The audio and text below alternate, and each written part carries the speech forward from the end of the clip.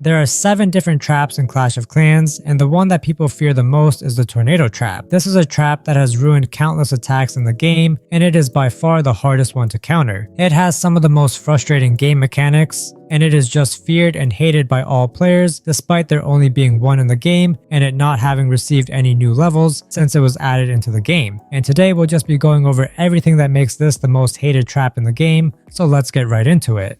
This trap was added in October of 2018, which was a really interesting time in the game. This was a few months after the addition of Town Hall 12, meaning it was after the addition of the Electro Dragons and the Battle Blimp Siege Machine. And it was added in the same update that introduced the Clan War League, which would really just be a more competitive version of Clan Wars where the stakes were higher. This meant that this trap was targeting an emerging problem while also making competitive Clash of Clans even harder, and we'll go much deeper into these effects later on in the video. But first, let's see exactly what this trap was and what it did when it was first added to the game. This trap was kind of unique in that it essentially did no damage. Now, there definitely was some damage being done, but honestly it was negligible amount and it wouldn't actually make any sort of difference. Instead of damage, the main thing about this trap was the tornado it created, as that is how it got its name. This trap would just create a tornado, and that would pull in all the troops nearby, since that is how tornadoes behaved. And this would work on both ground and air troops, however the effects would be bigger with the air troops, and they would really end up being the biggest victims of this, but we'll talk about both types later in this video.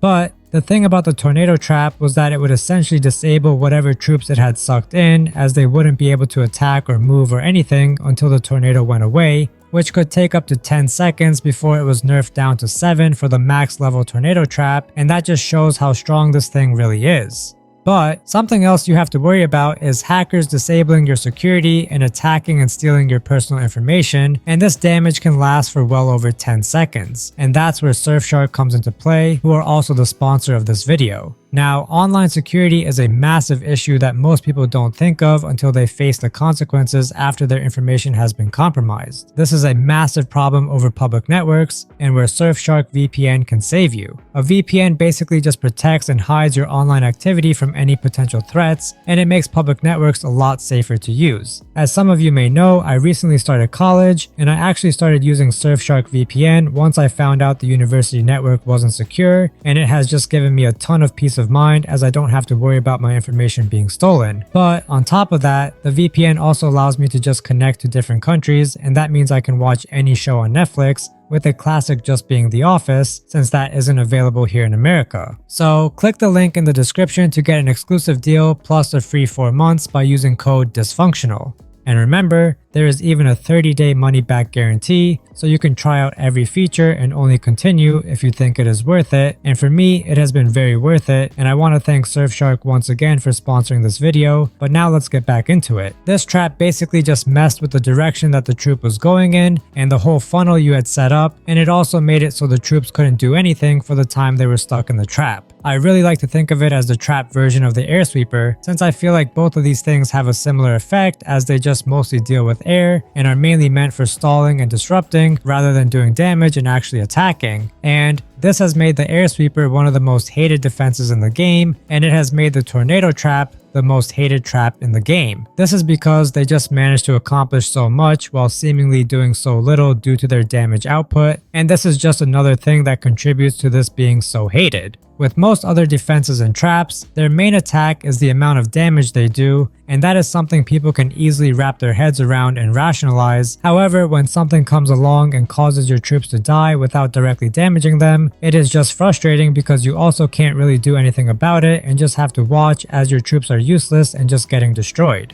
That is really like the fundamental and psychological reasoning as for why the tornado trap and air sweeper are just extra frustrating. But when it comes to the tornado trap actually being used in the game, well, we can see many examples of just why it is so frustrating to deal with and why so many people hate it. It was so strong and so controversial that Supercell decided to give it a pretty heavy nerf within a few months of it being out, with it getting a 30% time reduction for the max level. That is a pretty big difference, and it mattered a lot because it required Town Hall 12 to get to the max level, and while that was the max level back then, it isn't anymore. And Town Hall 12 is a fairly easy town hall to get to, meaning most people have to deal with the max level tornado trap, and it is also one of the highest priority upgrades in my opinion.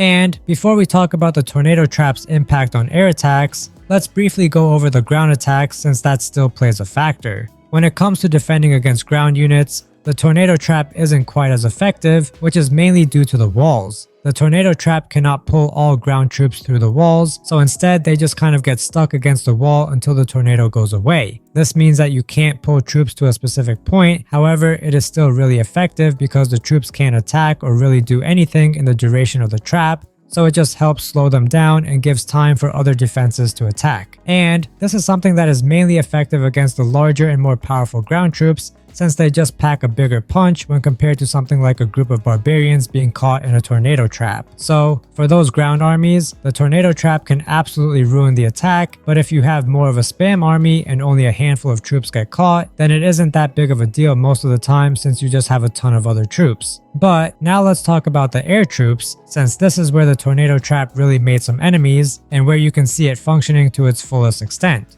With air troops, they don't have to worry about walls, meaning the tornado can pull them in directly and get them to one point, which maximizes the amount of disruption you cause. And this tends to work very well on pretty much all the major air units that get used in the game. For example, you have the Dragons and Electro Dragons, and these are troops that are quite strong and take up a lot of housing space, so if a few were to get caught in a tornado trap, then that would be really bad news. And this is especially because people tend to put air traps by the tornado trap, meaning the dragons just take a bunch of damage in a short period of time while not really being able to do damage themselves, except for the lightning zaps from the Electro Dragons upon dying. And this was obviously a big problem when the tornado trap came out since everyone was using mass Electro Dragons, so this trap really just made that harder and more frustrating for the players expecting a completely easy win every time.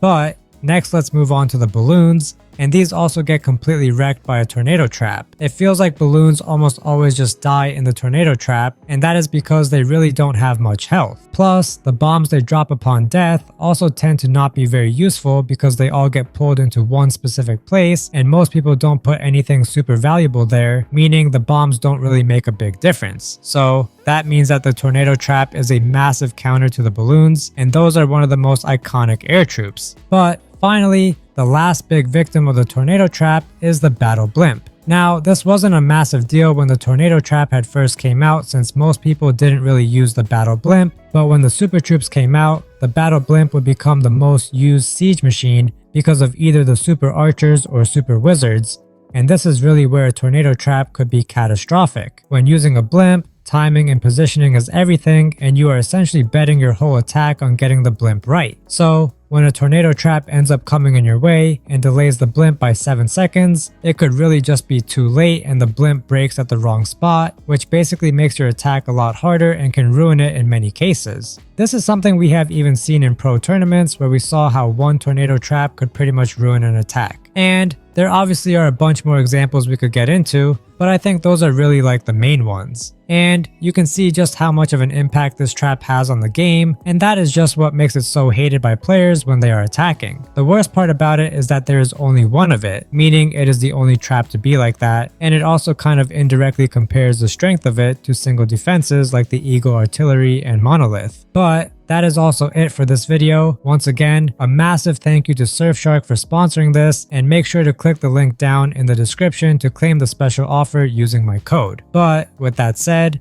thank you for watching, and I'll see you all in the next video.